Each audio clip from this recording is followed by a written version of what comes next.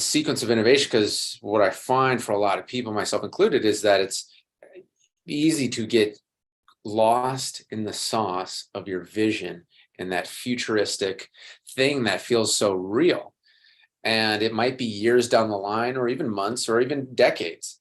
So how to focus on the right sequence for innovation. And the analogy I've shared up until this point is it's like a brick road. We have the brick road for your vision. So it's important to know what brick is when in this sequence, so that we're not focusing on brick 10 if we need to be focusing on brick 1, and then 2, and then 3, and then 4. So another visual hit home with me, and this is actually from a software platform. The founder, or the co-founder of it, was sharing the philosophy that they use. And this software has an incredible community. And it's really this in sync energy of the community saying, hey, this is what we want. This is what's important to us.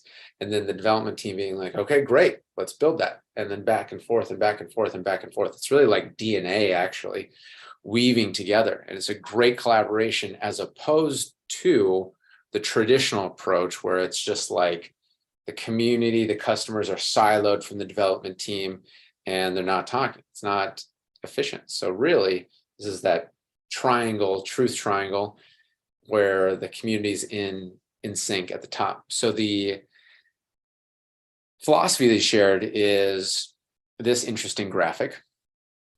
And so he said, most software teams and most people, they think like this, and they even got caught in that for a while, where the customers or people are just like, oh, wow, we want to make a car. Like, that sounds amazing. Okay, great.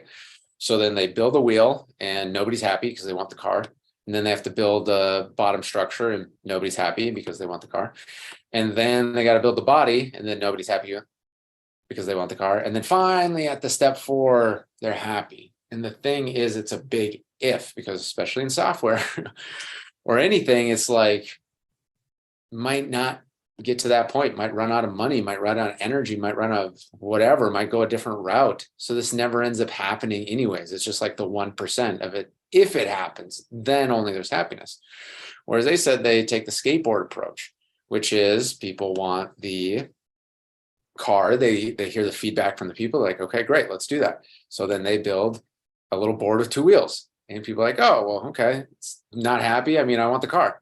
And then they're like, okay, we got something, and we're going to add this handlebar. And they're like, oh, okay, well, that isn't so bad. At least it's working. At least it's doing things. I can think of all these other things I want changed to it, but at least we have something. And then they're like, great, okay, let's build the bicycle. I'm like, oh, this is better. I'm actually moving.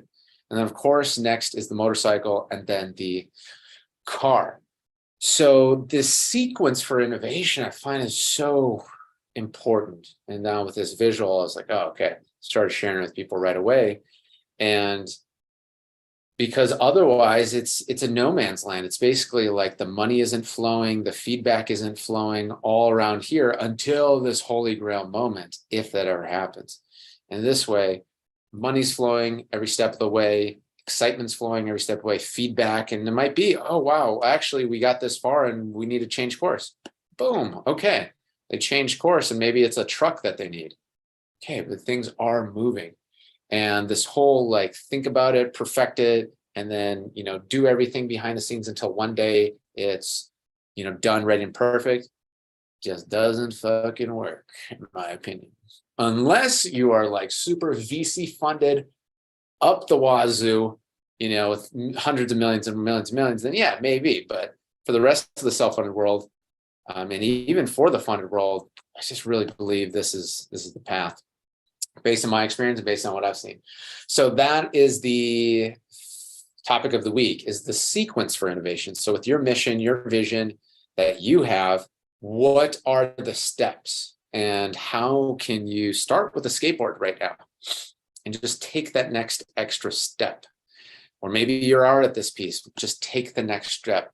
The innovator in you, the visionary in you, is going to want to know the whole grand plan vision and how everything lines up. It's just putting blocks in the way for us. So it's like imagining we put that thinking part of ourselves to the side and then be like, all right, what's just the next step Do we need to build the skateboard? What do we need to build the handle? Where are we at? So in the flow state experience, we're going to clear away and release the subconscious blocks that prevent us from taking the smooth route and instead try and take us to this route. Any resistance, blocks, tension, fears, perfectionism. Perfectionism is really just fear in disguise, really not even good disguise. So we're going to release that.